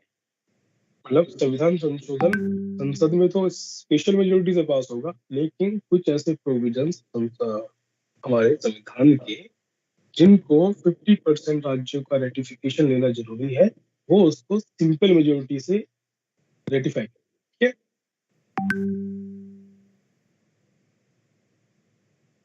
समझ में आया ना? ये इम्पोर्टेंट पॉइंट है। संसद में स्पेशल मेजोरिटी, और अगर राज्य में अगर 50% से ज्यादा राज्यों को करना, सिंपल। 6 पॉइंट छोड़ दीजिए, कोई भी कानून बनना है तो राष्ट्रपति का मतलब सिग्नेचर जरूरी है ही उसमें, तो आपको पता है। 7 पॉइंट इंपोर्टेंट है।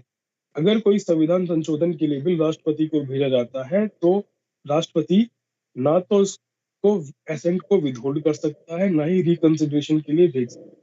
ठीक है, मतलब संविधान संशोधन का कोई बिल राष्ट्रपति के पास जा रहा है तो उसको साइन करना ही पड़ेगा, ना तो विथहोल्ड कर सकता है, ना ही रिकंसिडरेशन के लिए भेज सकता है।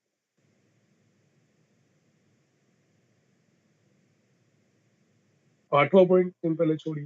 Types of amendments. अमेंडमेंट्स कितने तरह के होते हैं इंडियन कॉन्स्टिट्यूशन में? बेसिकली 3 तरीकों से मैंने आपको जो बताया उसी तरह से है कि simple majority, special majority plus certification of half the state of legislature. अभी इसमें देखना है कि सिंपल मेजोरिटी से जो पार्लियामेंट है, पार्लियामेंट किस किस संविधान के किस किस प्रोविजन को सिंपल मेजोरिटी से अमेंड कर सकती है। मैं आपको जो नंबर बताऊंगा उसको ही देखेंगे, उसको थोड़ा मतलब अच्छे से देखेंगे, टिक कर लेंगे अगर आपके पास हाइलाइटर है। पहला पॉइंट एडमिशन। हाँ सर, ये पॉइंट 6 में दिया था कि अगर दोनों हाउस से कोई बिल पास हो जाता है, तो क्या उसके पास जरूरी नहीं है कि राष्ट्रपति के पास भेजा जाए? बिना भेजे भी वो बिल में कन्वर्ट हो सकता है क्या? नहीं अरे, नहीं एक्ट नहीं में नहीं, कन्वर्ट? कोई भी बिल देखिए, मैंने जो पार्लियामेंट है हमारी पार्लियामेंट 3 अंगों से बनके बनी है, लोकसभा, राज्यसभा और राष्ट्रपति। राष्ट्रपति भी पार्लियामेंट का ही एक कॉन्स्टिट्यूएंट पार्ट है। तो कोई भी कानून लोकसभा से भी पास होगा, राज्यसभा से भी पास होगा, और थर्डली टॉप पोस्ट राष्ट्रपति भी उस पर साइन करेगा तभी वो लॉ बनेगा। ये बात ध्यान रखिए, ठीक है। राष्ट्रपति के साइन के बिना कुछ नहीं होगा। अभी जो मैंने अमेंडमेंट बताया, बेसिकली अमेंडमेंट में ज्यादा कुछ जानना नहीं है। अमेंडमेंट में क्या क्या होता है, मतलब कैसे होता है, राष्ट्रपति क्या कर सकता है, क्या नहीं कर सकता है, कितनी तरह की मेजोरिटी होती है, उन मेजोरिटी में कैसे कैसे बिल आप कैसे अमेंड कर सकते हैं, वो देख लीजिए। पहला तो है एडमिशन और establishment of new states. Admission और एस्टेब्लिशमेंट, एडमिशन मतलब कोई नई टेरिटरी मतलब आपने एक्वायर कर ली है, एस्टेब्लिशमेंट मतलब कोई नया राज्य आप बना रहे हैं, ठीक है।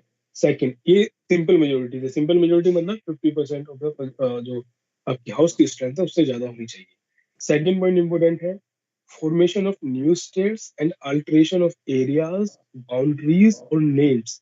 अगर किसी राज्य का नाम चेंज करना है तो सिंपल मेजोरिटी से होगा, नया स्टेट बनेगा, अल्टरेशन उसका एरिया हम छोटा बड़ा कर रहे हैं, ठीक है।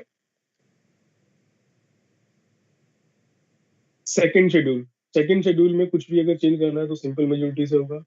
बाकी ये तो छोड़ दीजिए, rules use of English language भी छोड़ दीजिए।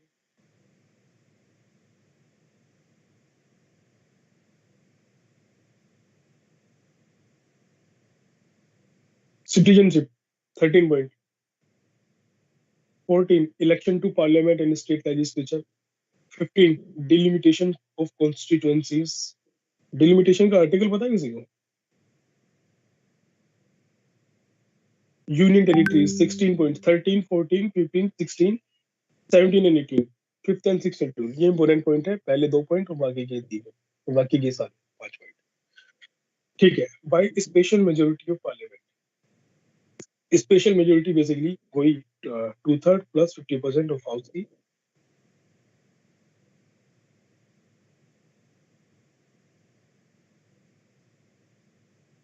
स्पेशल मेजोरिटी से कौन कौन से हम संविधान के प्रोविजंस को चेंज कर सकते हैं? फंडामेंटल राइट्स है, डीपीएसपी है, ऑल अदर प्रोविजंस जो मतलब फर्स्ट एंड थर्ड कैटेगरी में नहीं आ रहे वो सारे इसके अंदर आ जाएंगे स्पेशल मेजोरिटी के। छोड़िए, बस सिंपल सा आप यही याद रखिए कि डीपीएसपी और fundamental.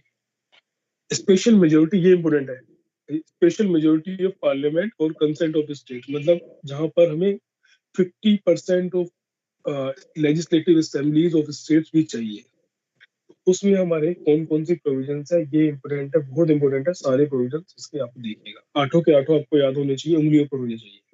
Election of the president and it's manner. अगर राष्ट्रपति का कोई भी चुनाव से रिलेटेड कुछ भी चेंज करना है तो 50% राज्य उसकी सहमति देंगे। 50% राज्य मतलब उसको पास करेंगे अपनी विधानसभा से, तभी ये संविधान संशोधन माना जाता है।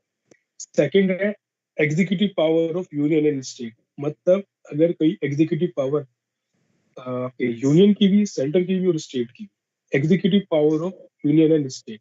थर्ड है supreme court and high court में कुछ चेंजेस करना है। फोर्थ है legislative power between union and state, वहां पर था executive power of the union and state, यहाँ पर है legislative powers between union and state. Fifth है जीएसटी काउंसिल, ये नया एडिशन हुआ है। सिक्स्थ है 7th शेड्यूल की किसी भी लिस्ट में अगर कुछ भी चेंज करना है तो हम ये राज्य 50% राज्य। बताइए सर, ये सुप्रीम कोर्ट और हाई कोर्ट के कौन से रीजन में ये special majority of half of states लगता है? मतलब सर, सुप्रीम कोर्ट में ऐसा क्या डिसीजन मेकिंग होता है और हाई कोर्ट में कि उनमें ratification with half of states लगता है? सुप्रीम कोर्ट में कुछ भी कह सकते हैं कि जैसे मतलब कैसे बताऊं ये, मतलब कुछ भी ऐसा डिसीजन जो जुडिशरी, जो भी मतलब जुडिशरी के फंक्शनिंग पर इफेक्ट करे, वैसा कोई प्रोविजन। अगर आपको मतलब सुप्रीम कोर्ट में कुछ ऐसा प्रोविजन लेना है जिससे कि मतलब हमारी पूरी जुडिशरी के स्ट्रक्चर पे ही चेंजेस आए, उस तरह के प्रोविजन सुप्रीम कोर्ट में, अगर हमें कुछ नया सुप्रीम कोर्ट एस्टेब्लिश करना, शायद वो पर्टिकुलर कुछ मतलब मेरे को ज्यादा स्पेसिफिक कोई कुछ बोल रहा है। बेसिकली यही है कि सुप्रीम कोर्ट का कुछ ऐसा चीज जो उसके स्ट्रक्चर में उसकी फंक्शनिंग ड्रास्टिक चेंज करे। बाकी क्या स्पेसिफिक चेंजेस होंगे ये तो मुझे नहीं पता है, और शायद एक बार मेरे हिसाब से देख लेंगे हम बाद में कि क्या क्या चेंजेस हैं। सर, लेकिन ये नंबर ऑफ जजेस पे अप्लाई नहीं होता ना? ओके, आप ये कह रहे हैं नंबर ऑफ जजेस है। नंबर ऑफ जजेस के लिए तो शायद नहीं, नंबर ऑफ जजेस तो ये कर सकते हैं ऊपर नीचे अपने आप ही। ये देखना पड़ेगा, मेरे को कंफर्म नहीं है एग्जैक्टली। आप कह रहे हैं कि अगर सुप्रीम कोर्ट या हाई कोर्ट में नंबर ऑफ जजेस हम ऊपर नीचे कर रहे हैं तो क्या वो 50% स्टेट उसको कंसल्ट करेंगे या नहीं, ये पॉइंट है सर ना? बाकी मैटर्स में तो ठीक है, लेकिन इस मैटर्स में भी होगा क्या ये ratification of the half of states? शायद मुझे नहीं लगता कि इसमें होता होगा, एक बार मैं देख लूंगा, कंफर्म नहीं हूँ, क्योंकि जो आपके जो ये आपके क्या कहते हैं नंबर्स ऑफ जजेस हैं, उसकी कुछ पर्टिकुलर हमारे संविधान में कुछ पर्टिकुलर दी हुई थी पहले, तो वो बढ़ी है। उसके बाद पता नहीं चेंजेस हुआ है नहीं हुआ, मतलब अमेंडमेंट हुआ है नहीं हुआ, या बिना अमेंडमेंट के उनके नंबर को बढ़ा दिया, मेरे को नहीं देखना पड़ेगा। हेलो सर, सर ये जो आर्टिकल 368 के अनुसार 2 प्रकार के संशोधन होते हैं संविधान में, यहाँ पे लिखा है कि इसके बाहर भी 368 के बाहर भी संविधान का संशोधन पॉसिबल है क्या? 368 के बाहर संविधान का आप कह रहे हैं कि मतलब 368 के बाहर भी कोई ऐसी क्लोज है क्या? अलावा हाँ, यहाँ पे लिखा है कि अनुच्छेद 368 2 प्रकार के संशोधन की व्यवस्था करता है, ठीक है? क्या आप लक्ष्मीकांत से कर रहे हैं? जी, और उसके बाद नीचे दिया है कि संसद के साधारण बहुमत द्वारा संशोधन 3 प्रकार के नीचे दिया है, और लिखा है कि ये संशोधन अनुच्छेद 368 के उद्देश्य के तहत नहीं आते हैं। वेट मैं देख लेता हूँ। ये टाइप्स ऑफ अमेंडमेंट ना? हाँ सर, संशोधन का टाइप्स ऑफ अमेंडमेंट, इसमें 2 तरह का ऊपर या 3 तरह का, तो थोड़ा सा कंफ्यूजन हो रहा था। नहीं, आप उसकी लैंग्वेज नहीं समझ पा रहे। उसमें लिखा है article 368 provides for 2 types of amendment, मतलब जो 368 है वो 2 तरह के अमेंडमेंट्स प्रोवाइड करता है, special majority and also through by ratification half of the state by simple majority, ठीक है? But some other articles provide for the amendment of certain provisions of the constitution by simple majority of the parliament, that is majority of member of उससे आगे वाली line पढ़िए एक बार, last वाली line कह रहा है कि उल्लेखनीय है कि ये संशोधन अनुच्छेद 368 के उद्देश्य के तहत नहीं होते हैं। हाँ। जैसे संसद के साधारण बहुमत द्वारा संशोधन, संसद के विशेष बहुमत द्वारा संशोधन, संसद के विशेष बहुमत द्वारा एवं आधे राज्य विधानमंडलों की संस्तुति के उपरांत संशोधन। उसमें क्लियर तो मुझे समझ नहीं आ रहा है अभी प्रॉब्लम क्या हो रही है। मतलब जो 368 है, 368 में जो 3 तरह से आप अमेंडमेंट कर रहे हैं, तो 3 तरह से अमेंडमेंट हो रहा है, simple majority, special majority plus ratification of the states. यहाँ नीचे 3 तरह का दिया, ऊपर 2 तरह का दिया, तो वो नहीं समझ में आ रहा ना। Article 368 provides for 2 types of amendment. Sir simple majority article 368 के अंडर नहीं आता ऑब्वियसली। तो अगर ये पूछा जाए कि ये किसके अंतर्गत आता है, ओके, आप कह रहे हैं कि ऊपर उन्होंने 2 तरह से लिखा है और नीचे इन्होंने 3 तरह से लिखा है। मैं इसको ना एक बार डीडी बासु से करूंगा, मैं लक्ष्मीकांत को रेफर कभी किया नहीं है, मैं एक बार डीडी बासु से आपको कंफर्म करके बोलूंगा कि इसमें क्या है, ठीक है? बेसिकली अगर हम देखा जाए तो ये संविधान के अंदर मतलब ऐसा, मतलब पर्टिकुलर आर्टिकल्स तो मैंने भी नहीं पढ़ा कि उसमें लिखा हो कि 2 तरीके से कर सकते हैं, 3 तरीके से कर सकते हैं, लेकिन तरीके तो 3 ही है ना। अच्छा, ओके, देखो इसमें ना सिंपल, हाँ, उसमें खाली 2 ही चीजें तो है, सिंपल मेजोरिटी और स्पेशल मेजोरिटी। हाँ, तो 2 तरीके हो गए, बट उसमें उन्होंने एक एड ऑन क्राइटेरिया ऐड कर दिया कि ratification of half of the state. देखो समझो इस बात को, उन्होंने लिखा है 2 टाइप्स ऑफ अमेंडमेंट और नीचे लिखा है 3 वेज, मतलब प्रकार तो 2 हैं बट तरीके, मतलब ये जो हिंदी में जो भी आप हाँ वो समझ रहे हैं ना आप? टाइप तो 2 ही है, स्पेशल या सिंपल, लेकिन तरीके 3 हो गए, simple, special plus 50% of states. अच्छा, ठीक है? Yes sir. देखिए इतना उसमें मत जाइए, ये सब नहीं कोई पूछेगा कि 2 तरीके से होता, 3 तरीके से। क्वेश्चन आएगा कि सिंपल मेजोरिटी में कौन कौन सा प्रोविजन कर सकते हैं, और special majority plus ratification of states में किन किन का कर सकते हैं। ये आठों पॉइंट बहुत ज्यादा तो कॉन्सेप्ट ओके नहीं ठीक है, इट्स ओके कंफ्यूजन कर बिल्कुल दूर करिए। बट मैं कह रहा हूँ कि जो एग्जाम पॉइंट ऑफ व्यू से ये आठों के आठों आपकी उंगलियों पर होने चाहिए, ठीक है। हम 5वें पॉइंट पर थे, जीएसटी काउंसिल, ये नया पॉइंट ऐड हुआ है, उससे पहले 7 ही थे। एनी ऑफ द लिस्ट, 7वें शेड्यूल में कोई भी लिस्ट है, अगर उसमें कोई चेंजेस करना है तो 50% चाहिएगा। Representation of states in parliament and power of parliament to amend, मतलब अगर आपको 368 को ही चेंज करना हो तो भी आपको वो चाहिए। अगर आपको आर्टिकल 368 को ही खुद चेंज करना है तब भी आपको चाहिएगा, ठीक है। 8 पॉइंट है, बहुत इंपॉर्टेंट पॉइंट है, इसको इस तरह से याद करेंगे। एक तो जीएसटी काउंसिल नहीं बनी है, ठीक है, 368 को खुद ही चेंज करना है, 2 पॉइंट यहाँ पे आ गए। तीसरा पॉइंट आप इसमें डाल लीजिए लिस्ट, अगर हमें 7वें शेड्यूल की लिस्ट में चेंज करना है तो चेंजेस हमें रेटिफिकेशन ऑफ स्टेट्स चाहिएगा। 3 पॉइंट इकट्ठे याद हो गए आपको। अभी 3 और याद कर लीजिए इस तरह से, executive power of union and state, legislative power between union and state, और छठा है प्रेसिडेंट का इलेक्शन। 3 और 3 6 हो गए, ठीक है। बचे दो कौन कौन से बचे हैं, एक तो representation of states in parliament and supreme court and high court, ठीक है। इस तरह से आप याद करिए इसको। याद हो गए? कोशिश करिए किसी कोई ट्रिक बना के याद करने की, ये चीजें निकलती है हाथ से, याद दिमाग से। क्रिटिसिज्म है अमेंडमेंट पोजीशन का, क्रिटिसिज्म छोड़ दीजिए, मेंस पॉइंट ऑफ व्यू से आप पढ़ लेंगे अपने आप खुद से। हेलो, एक बार और रिपीट कर दीजिए सर। अच्छा ठीक है, देखिए हम ना कोई भी चीज अगर कोई बड़ी लिस्ट होती है, अगर हमें याद करनी है ना तो हमें कोशिश करनी चाहिए लाइक को एक साथ रख ले, मतलब जो एक जैसे इनको एक साथ रख ले। अब जैसे इसमें ये है, आप देखिए प्रेसिडेंट है, legislative power between union and state and executive power between union and state, ये तीनों इकट्ठे रख लीजिए, ठीक है। Election of president, executive power, legislative power, 3 आ गए। आगे अगले पॉइंट में लिख लीजिए आप, एक तो 368 का खुद ही संशोधन करना है, 7 लिस्ट और जीएसटी काउंसिल, ठीक है। 7 लिस्ट, 368 का खुद अमेंड करना है, जीएसटी काउंसिल। 2 बचे में डाल दीजिए आप, जो आपके बचे में हाई कोर्ट, सुप्रीम कोर्ट और पार्लियामेंट। सबसे टॉप मोस्ट बॉडी तो यही है कि अगर पार्लियामेंट में कोई रिप्रेजेंटेशन और सुप्रीम कोर्ट हाई कोर्ट, कोई भी ट्रिक बना सकते हैं, बता मतलब कोई डिफिकल्ट नहीं है।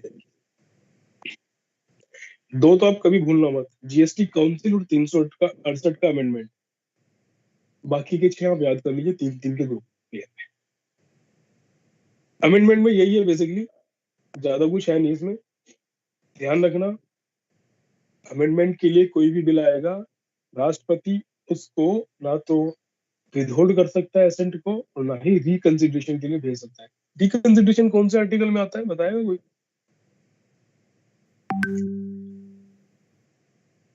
कौन सा संशोधन हुआ था जिसमें बोला गया था कि प्रेसिडेंट किसी बिल को राष्ट्रपति किसी बिल को संसद को रिकंसिडरेशन के लिए भेज सकते हैं? सर वो 44th में हुआ